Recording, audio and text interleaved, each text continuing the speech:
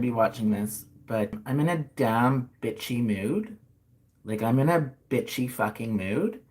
And so, what better way than to deal with bitchiness than to poke holes in official narratives and propaganda, like the propaganda that we get from concerning Russia. So, I want to do that right now because the propaganda about Russia is off the charts, and I haven't talked about it for a while, and I don't want people to get the impression that that's because like I believe what's going on. No, I don't. Like, or what we're being told in the mainstream media about what's going on. No, I don't. There's a few articles here to go through. This first one is not very much substance to it, but it's got a few choice quotes. Medical, financial, political, and war disasters are getting worse, according to Dr. Chris Martenson. So this is the guy who predicted the he predicted the 2000, I believe he predicted the 2008 financial crisis. Okay, and so what is he saying? He is talking about the COVID scam, which I'm not going to get into right now, but yeah, don't think I believe that. And talking about inflation, how it's just going to get worse and worse and worse and worse. Yeah, yeah, we're at the beginning of a period of acute human misery, especially for humans in the West. Um, I like this part. Martinson says a Trump indictment signals a banana republic time that will guarantee Trump will win a landslide in 2024. Well, I don't know if it guarantees that Trump will win a landslide. I don't know about that part.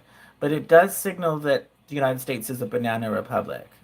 So when you take your political opponents and you imprison them or arrest them, that's a hallmark sign of a banana republic. Trump didn't do anything. He certainly didn't do anything more illegal or criminal than anybody else in the political class. So you could arrest if he should be arrested, then so should all of them. But they're not all being arrested, and that's because this is politically motivated, and that's because the United States is not a democracy. It is a banana republic. Okay. Um, Oh, and says we've been lied to about the Ukraine war. Russia has been winning and not losing. Everybody knows that. Well, everybody in the know knows that. Um, Mexican president says Trump arrest is about keeping him off the ballot. I just wanted to point that headline out. Mexican President Andres Manuel Lopez Obrador slammed the Biden administration for accusing him of corruption while abusing the justice system in America to engage in a political witch hunt against Donald Trump so that he doesn't appear on the ballot. Right? So the president of Mexico is calling it, and I would have to agree. And go ahead and call the president of Mexico racist, lefties. Go right ahead. Uh, no, he's calling it as it is. It's obvious. It's obvious. Like, I don't even need to argue it because it's just so obvious. Um, so this whole thing about having a war with Russia over the Ukraine, and like just think about all the idiots who fell for that and who were all like, "Oh yeah, we have to stand with the Ukraine." And are willing to risk the world to plunge into a nuclear war over some, like, in the grand scheme of things, inconsequential country like the Ukraine, which always has been part of Russia. It's always been deeply connected to Russia. Kiev, the capital of the Ukraine, is in the Middle Ages was the capital of Russia. Okay? These are two intimately bound countries. The Ukraine did not even exist until after the Russian Revolution, about 100 years, just over 100 years ago now. Okay, so before 100 years ago, before the Russian Revolution, there was no Ukraine as an independent country. Okay? There were Ukrainians, ethnic Ukrainians, but they did not have their own country. That was created after the Russian Revolution, and it still wasn't really an independent country. It was a Soviet. It was a Soviet state under the USSR. Okay, so it doesn't have a history of being independent of Russia. And so why should this is something that's contrived for to infuse a false sense of nationalism in modern Ukrainians, but they really don't have an independent country. They never have had a country that is separate from Russia. So it's just silly. And it's really about the Western powers trying to harm Russia by turning one of its integral uh, regional vassal states against it. And there's no way that the United States would tolerate Russia or any other country doing this to some close country in its backyard. Like Canada, for example. Like would they they would never allow a country that's so intimately bound up to their own country be taken over by a force that is allied with a separate power structure. So why should Russia tolerate it? And Russia was the regime that's in power in the Ukraine has been abusing uh, ethnic Russians in the Ukraine for many years in the name of this nationalist zeal. So this is self-defense from Russia, okay? And they are going to win. And people are I can't tell you how many delusional fuckers I have talked to since this started. Like people actually believe the propaganda. It's shocking how much they believe. Um, so yeah. And the thing is, the United States and the Western world at this point, they have no moral legitimacy on the world stage as leading powers. They've shown themselves over and over again to be just run, where corruption runs rampant, where the economies are based on nothing but falsehoods, and so they don't have the moral legitimacy. At one point in time, I would have wanted the West to be the most dominant power in the world. But that's when it had the moral legitimacy to do so. They don't stand for freedom. They don't stand for free speech. They don't stand for economic freedom. They stand for lies and propaganda and repression of their people. So I don't. So there's no moral leadership from the West, and so I'm actually heartened by by the prospect of Russia becoming the top world leader in this world, the top power in this world. I'm heartened by that because I feel that Russia has, I mean, it's not perfect, certainly not perfect, but I believe that there's a modicum of freedom there that does not exist here, and so because the baton of freedom has been passed to Russia. I believe that that gives Russia its a moral legitimacy to be a global leader that surpasses any Western power. So for that reason, I am actually heartened by this news. Let's read this article, though. In Moscow this week, the Chinese and Russian leaders revealed their joint commitment to redesign the global order, an undertaking that has not been seen in 100 years. Okay. What has just taken place in Moscow is nothing less than a new Yalta, which, incidentally, is in Crimea. But unlike the momentous meeting of US President Franklin Roosevelt, Soviet leader Joseph Stalin, and British Prime Minister Winston Churchill in the USSR-run Crimea in 1945, this is the first time in arguably 5 centuries a political leader from the West is setting,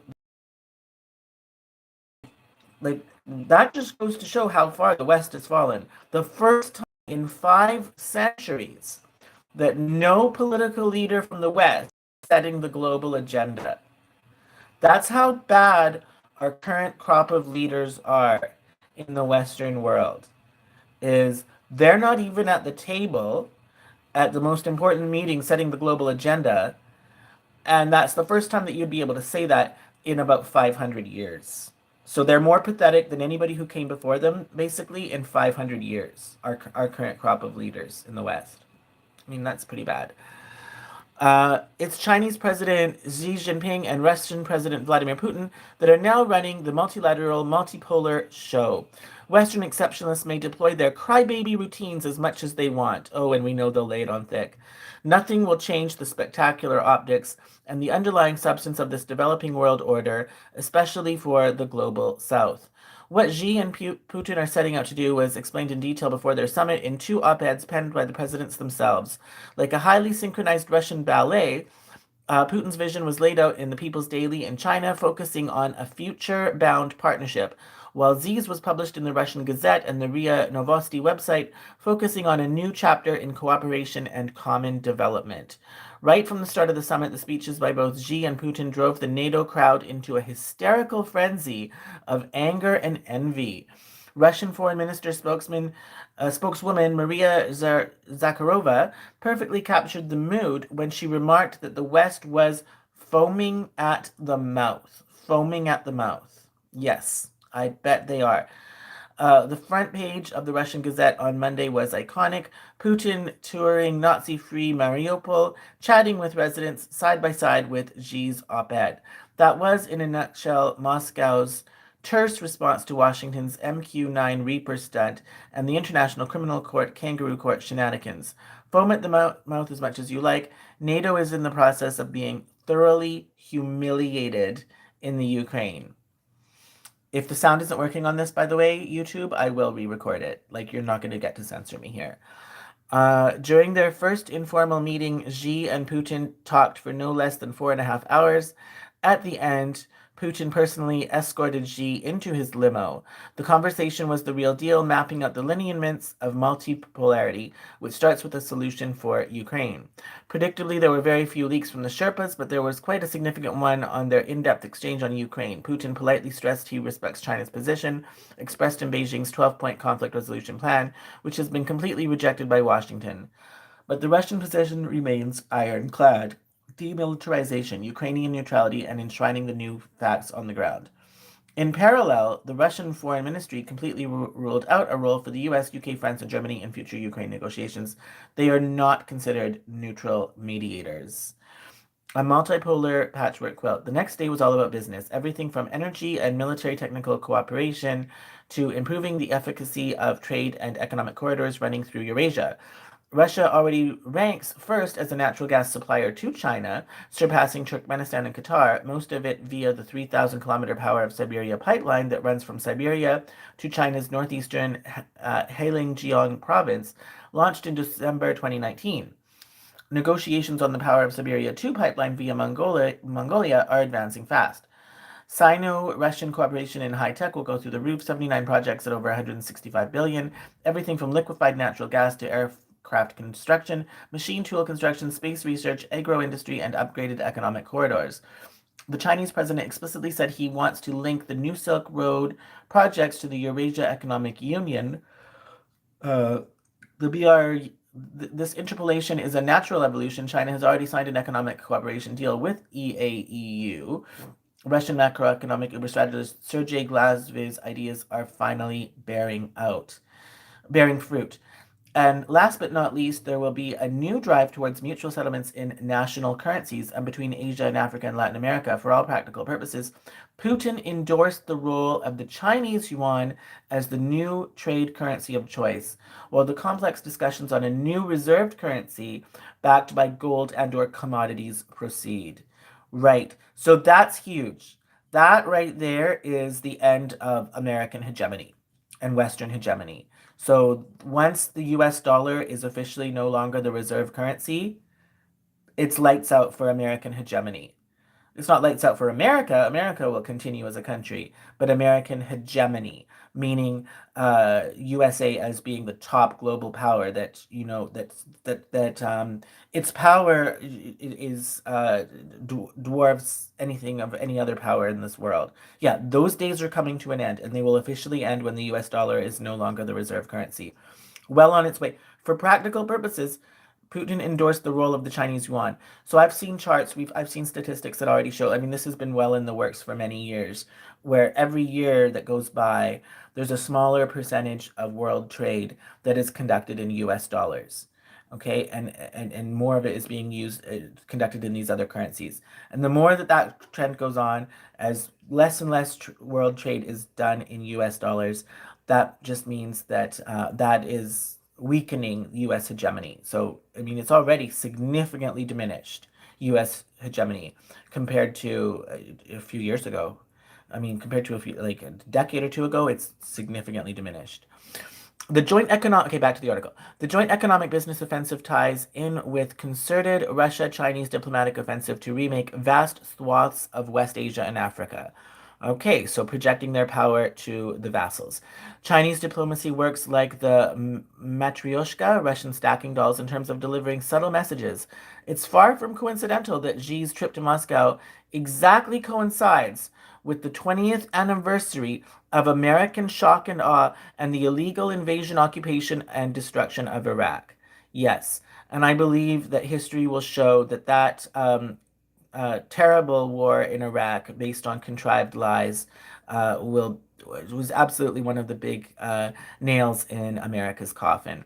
In parallel, over 40 delegations from Africa arrived in Moscow a day before Xi to take part in a Russia-Africa in the Multipolar World Parliamentary Conference, a run-up to the second Russia-Africa Summit next July. The area surrounding the Duma looked just like the old non-aligned movement days when most of Africa kept very close anti-imperialist relations with the USSR. Putin chose this exact moment to write off more than $20 billion in African debt. Okay, and at the beginning, I remember reading at the beginning of the Ukraine war, a lot of African countries are on the side of Russia in that war. And I know that I think it was the African Union of Nations, I think it's what it's called, or African Union of States, made a statement against that war, specifically to do with inflation, because the cost of food is very important to African countries. They don't want to have runaway inflation putting up the price of food, which then in turn leads to mass starvation.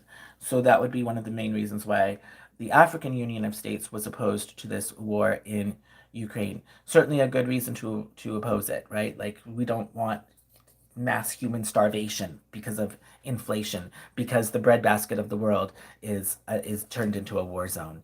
Okay, unfortunately, Western leaders don't care about their people as much, and our leaders were all gung ho, fully on board with it. In West Asia, Russia, China are acting totally in sync. West Asia. The Saudi-Iran rapprochement was actually jump-started by Russia in Baghdad and Oman. It was these negotiations that led to the signing of the deal in Beijing. Moscow is also coordinating the Syria-Turkey rapprochement discussions. Russian diplomacy with Iran, now under strategic partnership status, is kept on a separate track. Diplomatic sources confirm that Chinese intelligence, via its own investigations, is now fully assured of Putin's vast popularity across Russia, even within the country's political elites. That means conspiracies of the regime change variety are out of the question, right? Well, that's what the West always likes to float around. This was fundamental for Xi and Zhang Nanye's, China's central headquarters for party and state officials, decision to bet on Putin as a trusted partner in the coming years, considering he may run and win the next presidential elections. China is always about continuity. So the Xi-Putin summit definitively sealed China-Russia as the comprehensive strategic partners for the long haul, committed to developing serious geopolitical and geoeconomic competition with declining Western hegemons, right? Declining Western hegemons are not going to be able to compete with a China-Russia partnership powerhouse. This is the new world born in Moscow this week. Putin previously defined it as a new anti-colonial policy. It's now laid out as a multipolar patchwork quilt. There's no turning back on the demolition of the remnants of Pax Americana. Oh, that's a beautiful sentence. There's no turning back on the demolition of the remnants of Pax Americana. All you have now, America, is remnants of your former glory. You're not even at your former, you're nowhere near your former glory. You're remnants of it. And those few remnants that remain today are being demolished. How do you like them apples? Changes that haven't happened in 100 years. In before European hegemony, the world system, AD 1250 to 1350, Janet Abu Lughod built a carefully constructed narrative showing the prevailing multipolar order when the West lagged behind the Orient. Later, the West only pulled ahead because the Orient was temporarily in disarray. We may be witnessing a similarly historic shift in the making, trespassed by a revival of Confucianism, respect for authority, emphasis on social harmony. I don't know about that. The equilibrium inherent to the Tao and the spiritual power of Eastern Orthodoxy. This is indeed a civilizational fight. Well, perhaps the stuff about Confucianism may apply to the Eastern part of the world. But I like what it's saying here. I mean, China is also modernizing too, though. But spiritual power of Eastern Orthodoxy. I believe this was prophesied, and I do believe that Eastern Orthodox Christianity is the future for Christianity, since the Western part of Christendom has turned its back on Christianity for the most part. Okay, Moscow finally welcoming the first sunny days of spring, provided this week a larger than life illustration of weeks where decades happen compared to decades where nothing happens. The two presidents bid farewell in a poignant manner. Xi said, now there are changes that haven't happened in 100 years. When we are together, we drive these changes. Putin, I agree. Xi, take care, dear friend. Putin, have a safe trip.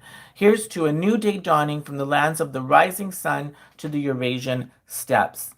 I mean, this gives me hope for the future. This gives me hope for the future. This is actually good news. You know, there's not a lot of good news that happens.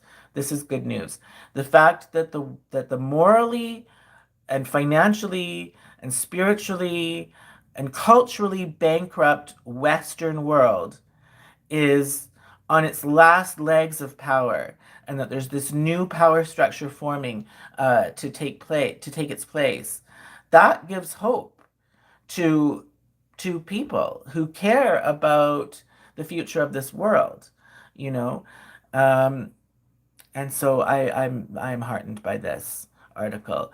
And I also want to say, like, another reason why, like, I was so opposed to the whole Ukraine war thing is because, I mean, it really could have been, I mean, it still could be, leading to World War III.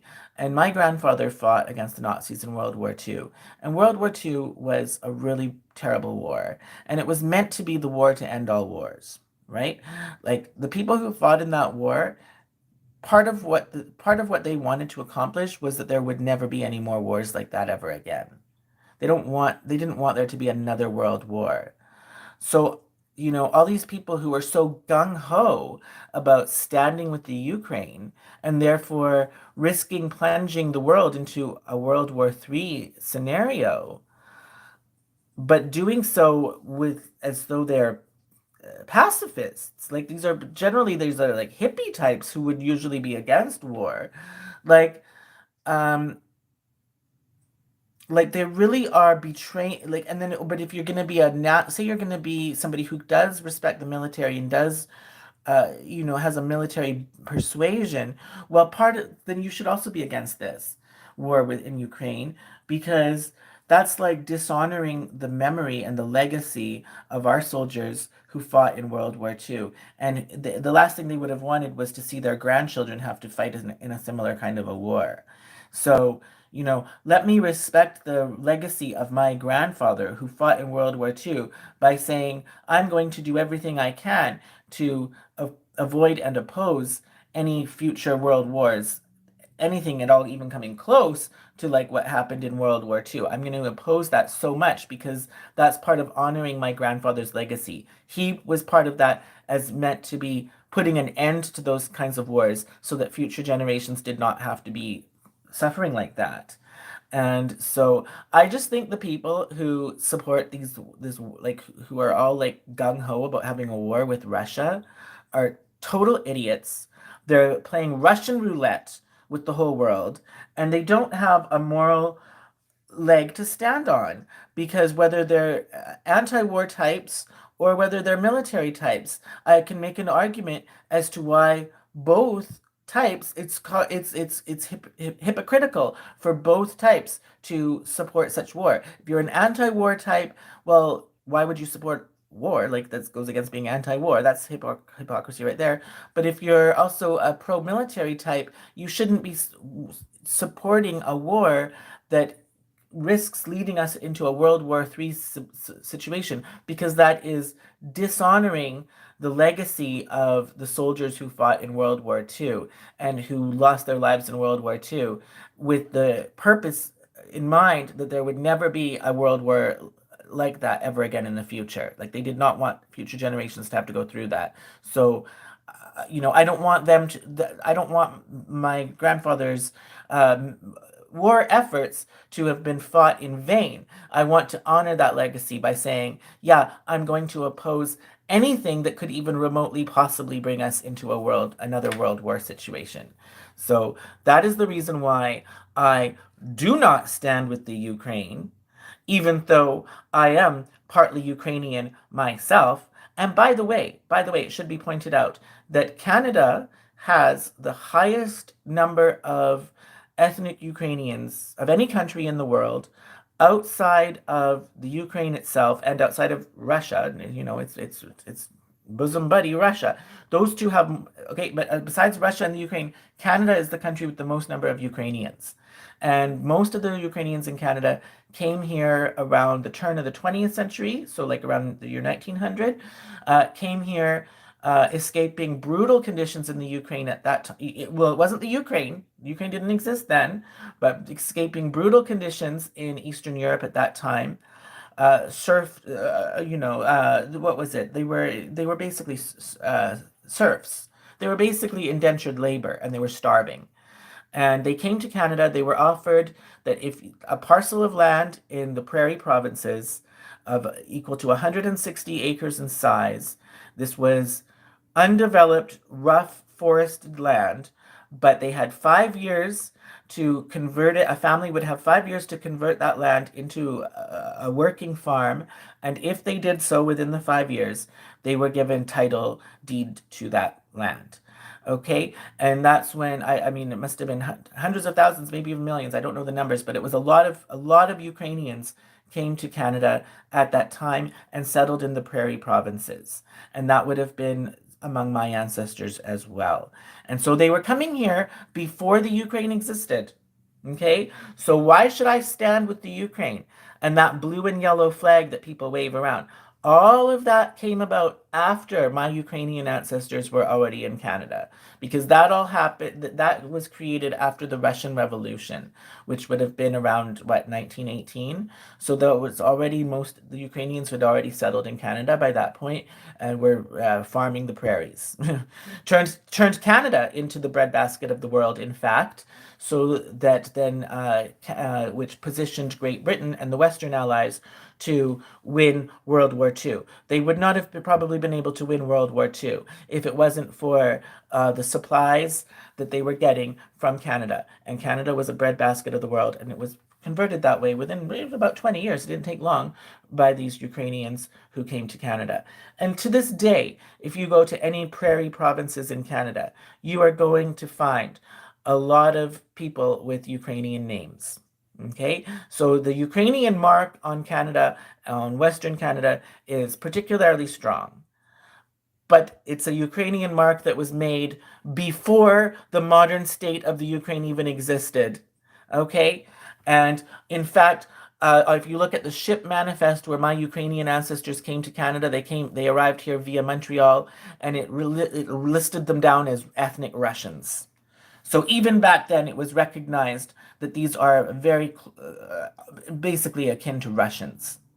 All right, that's all I have to say. I am happy and heartened, and it warms the cockles of my heart to see the morally and financially and spiritually and culturally bankrupt Western powers in such disarray, and being having their power usurped by a truly better better power. All right, that's all I have to say. Long live Mother Russia.